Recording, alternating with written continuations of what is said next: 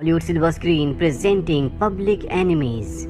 इस कहानी की शुरुआत में जॉन नाम के एक आदमी को दिखाया जाता है जो बहुत सारी बैंक रॉबरी कर चुका है। इसीलिए सरकार ने उसे पब्लिक एनिमी नंबर 1 का खिताब दिया, यानी कि वो बहुत ही खतरनाक मुजरिम है। और अब एक पुलिस वाला उसे जेल के अंदर लाता है, जहाँ पर हमें कुछ कैदियों को दिखाया जाता है जिनके पास गन्स होती हैं। और जैसे वो जॉन को देखते हैं तो वहाँ पर खड़े गार्ड्स को वो गन पॉइंट पर ले लेते हैं। दरअसल जो पुलिस वाला जॉन को अंदर लेकर आया है वो जॉन का ही साथी है। और अब ये सब के सब यहाँ से निकलने के लिए वार्डन से दरवाजे खोलने के लिए कहते हैं। वार्डन को दरवाजे खोलने पड़ते हैं। इसके बाद जॉन के साथी यहाँ पर गार्ड्स को मारना शुरू कर देते हैं और उसका एक साथी इतना ज़्यादा गुस्से में आ जाता है कि वो एक गार्ड पर गोली चला देता है, जिस गोली की आवाज़ को बाहर के गार्ड्स सुन लेते हैं। और अब जब ये सब के सब भाग रहे होते हैं तो गार्ड्स इन पर गोलियां चलाते हैं। हालांकि ये अपनी गाड़ी तक पहुंच जाते हैं, लेकिन जॉन के एक साथी को गोली लग जाती है। जॉन उसका हाथ पकड़ लेता है, पर वो जॉन से कहता है कि मेरा आखिरी वक्त आ चुका है,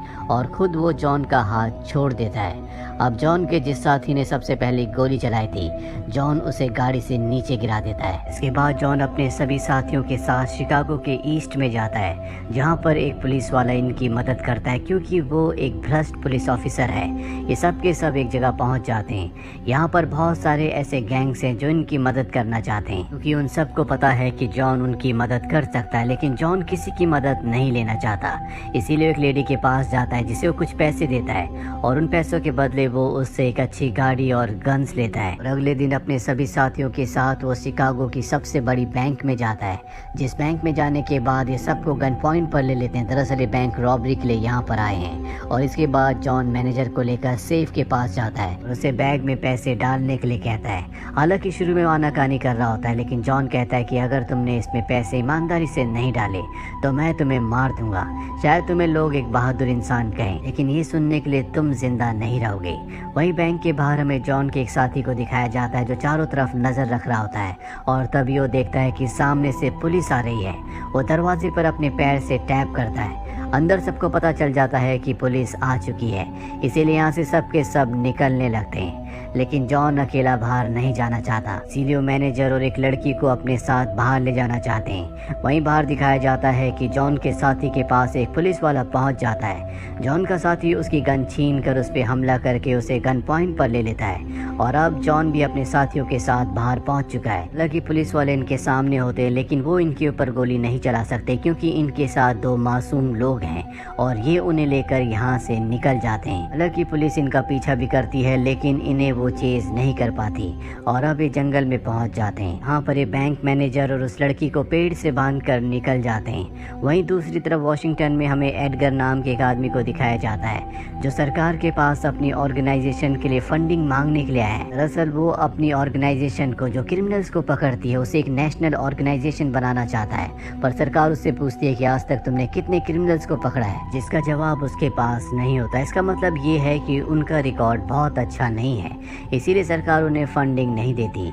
और अब एडगर अपने साथी से कहता है कि किसी भी तरह से मेलविन को लेकर आओ और हम जॉन और उसके साथियों को पकड़ेंगे। दरअसल जॉन और उसके साथियों को पकड़ना बहुत ही मुश्किल काम है, और अब मेलविन को बुलाया जाता है, जो मीडिया के सामने बताता है कि वो किसी भी कीमत पर जॉन और उसके साथियों को पकड़ेगा। दरअसल अब मेलविन ही एडगर की पूरी टीम को लीड करेगा, और इसके बाद इन्हें सबसे पहला सबूत मिलता है, जो होता है कोट। दरअसल जॉन ने उस लड़की को, जिसे वो मैनेजर के साथ बंदी बनाकर बैंक से लाया था, ये कोट उसे पहना दिया था।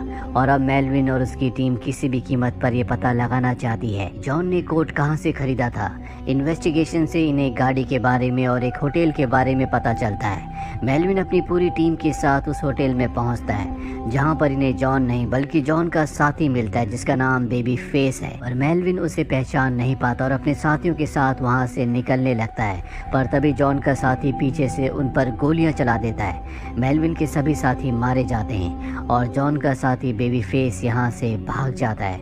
मेलविन को इस बात का बहुत दुख होता है कि वो उसे पकड़ नहीं पाया। वहीं दूसरी तरफ जॉन को दिखाया जाता है जो एक रेस्टोरेंट में जाता है जहां पर उसकी मुलाकात बिली नाम की एक लड़की से होती है जो कि एक सिंगर है। जॉन उसे पहली नज़र में पसंद करने लगता है। जॉन उसके पास जाता है और उसे अपनी पूरी सच्चाई बता देता है।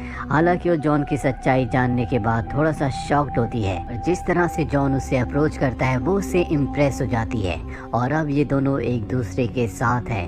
हालांकि जॉन अब तक कई सारे बैंक लूट चुका है लेकिन अब भी उसकी भूख नहीं मिटी, इसीलिए अपने साथियों के साथ वो एक और बैंक के अंदर जाता है और सबको गन पॉइंट पर लेने के बाद बड़ी आसानी से बैंक को लूट कर वहाँ से निकल जाता है। और जब ये बात एडगर को पता चलती है तो पूरी तरह से परेशान हो जाता है क्योंकि उसे पूरा विश्वास था कि मेलविन की मदद से वो जॉन और उसके साथियों को पकड़ लेगा। इसीलिए मेलविन को कॉल करता और कहता है कि आज उसने एक और चोरी की है। वो बड़ी आसानी से बैंक लूट कर निकल जाता और हम कुछ भी नहीं कर पाते। मेलविन कहता है कि जिस तरह की तुम्हारी टीम है उनके साथ में काम नहीं कर सकता। अगर तुम चाहते हो कि मैं जॉन और उसके साथियों को पकड़ूं तो मुझे तुम्हें वो ऑफिसर्स देने होंगे जो मैं चाहता हूं। एडगर कहता है कि ऐसा करना इतना आसान नहीं होगा, मैं तुम्हें वो ऑफिसर्स नहीं दे सकता जो तुम चाहते हो।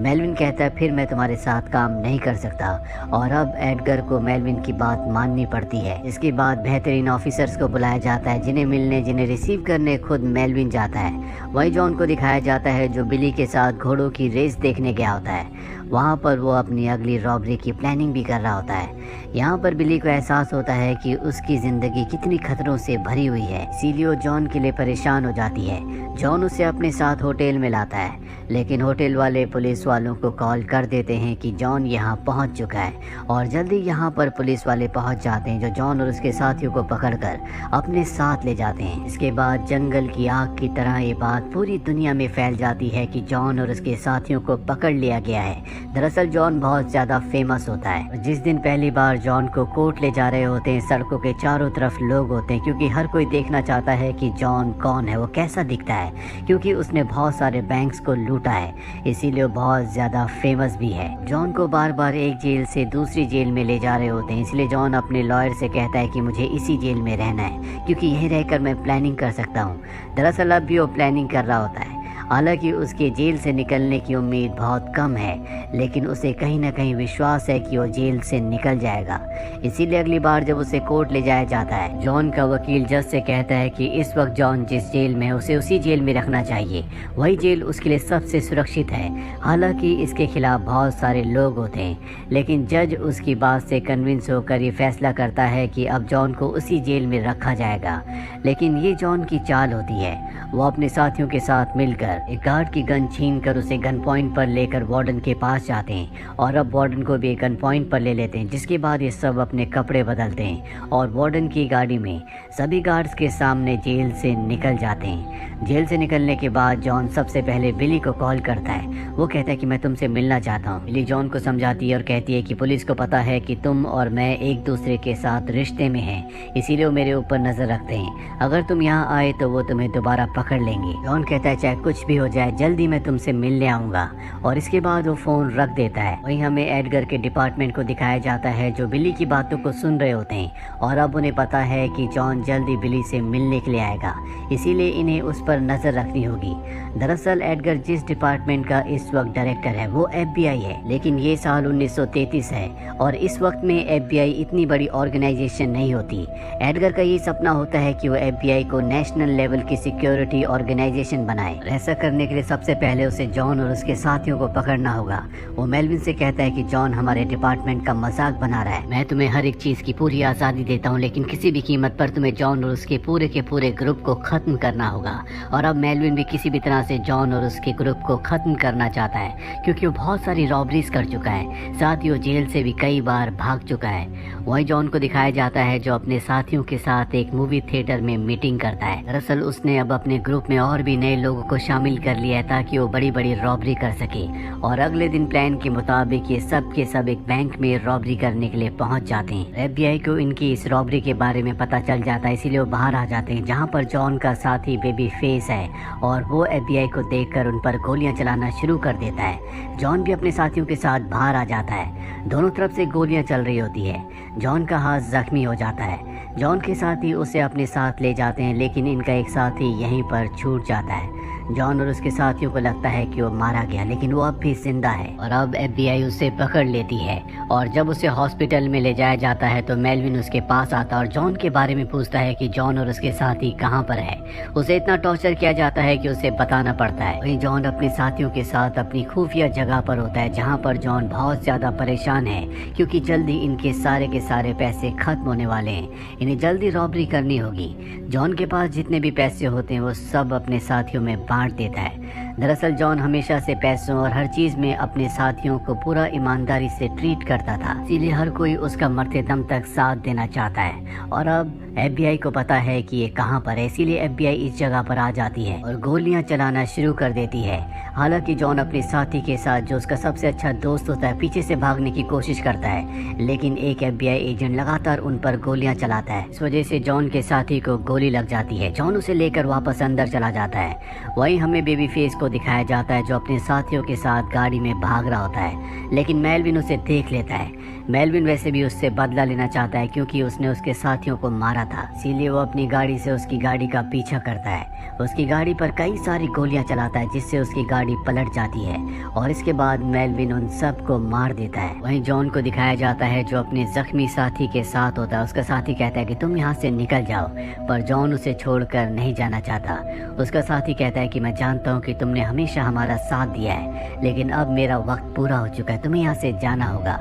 और इसके बाद उसकी साथी की मृत्यु हो जाती है, जिससे जॉन पूरी तरह से टूट जाता है और अब उसका इस दुनिया में बिली के अलावा कोई भी नहीं है। उसके सारे साथी मारे जा चुके हैं, इसीलिए वो बिली से मिलने जाता है और कहता है कि हम दोनों हमेशा के लिए यहाँ से कहीं दूर चले जाएंगे, तुम अपना सामान ले आओ। और जब बिली अपने घर अपना सामान लेने जाती है तो FBI वाले उसे पकड़ लेते हैं। दरअसल इस वक्त FBI वालों को नहीं पता होता कि जॉन बाहर गाड़ी में उसका इंतजार कर रहा है, इसीलिए वो उसे पकड़कर अपने साथ ले जाते हैं। जॉन उसे देख लेता है, लेकिन वो उसकी मदद नहीं कर सकता और उसे यहाँ से निकलना पड़ता है।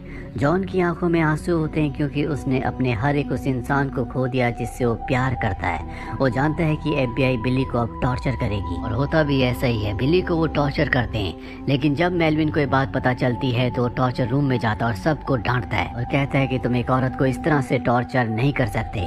वहीं जॉन को दिखाया जाता है, जो अपने वकील के पास जाता है। जॉन का वकील जॉन को एक लेटर देता है जो बिली ने उसके लिए लिखा था और उसमें लिखा होता है कि तुम यहाँ से कहीं दूर चले जाओ, फिलहाल मुझसे मिलने की कोशिश मत करना, वैसे तुम्हारी जिंदगी में बहुत सारी मुसीबतें हैं। और जॉन उसकी बात मान जाता है। पर एक दिन जब वो मूवी थिएटर में मूवी देखने जाता और वहाँ से बाहर निकलता है तो FBI पहले से उसका इंतजार कर रही होती है। मेलविन का एक साथी जिसका नाम चार्ल्स है, जो FBI का एक एजेंट है, वो उसे मार देता है। जॉन मरने से पहले उसके कान में कुछ कहता है जो चार्ल्स किसी को नहीं बताता और अगले दिन वो बिली से मिलने के लिए जाता है। दरअसल बिली को पहले से पता है कि जॉन अब इस दुनिया में नहीं रहा और उसे चार्ल्स ने मारा, इसीलिए वो उससे बात नहीं करना चाहती। लेकिन चार्ल्स उसे बताता है कि जॉन ने मरने से पहले मुझे तुम्हें कुछ कहने के लिए कहा था, उसने तुम्हें कहा बाय बाय ब्लैकबर्ड। जॉन के आखिरी वर्ड सुनने के बाद बिली की आंखों में आंसू आ जाते हैं। चार्ल्स यहाँ से निकल जाता है। दरअसल जॉन के साथ जो हुआ उसके साथ वही होना भी था, क्योंकि जिस तरह के रास्ते उसने अपनी जिंदगी में चुने थे, इस तरह के रास्तों का यही अंजाम होता है। 1934 में जब जॉन मात्र 31 साल का था तो FBI ने उसे मार दिया था। अगर वो अपनी जिंदगी में अच्छे काम करता, सही रास्ते चुनता, तो हो सकता था कि वो जिंदगी में कुछ अच्छा करता, पर उसने ऐसा नहीं किया। गलत रास्तों का गलत ही अंजाम होता है, इसीलिए हमें अपनी ज़िंदगी में सही रास्ते चुनने चाहिए, अपने फैसले सही तरह से लेने चाहिए, ताकि हम अपनी ज़िंदगी को एक मीनिंग दे सकें। तो ये थी सच्ची कहानी जॉन की ज़िंदगी की और FBI की, जिस पर बाद में फिल्म बनी पब्लिक एनिमीज़। उम्मीद करते हैं कि ये कहानी, ये फिल्म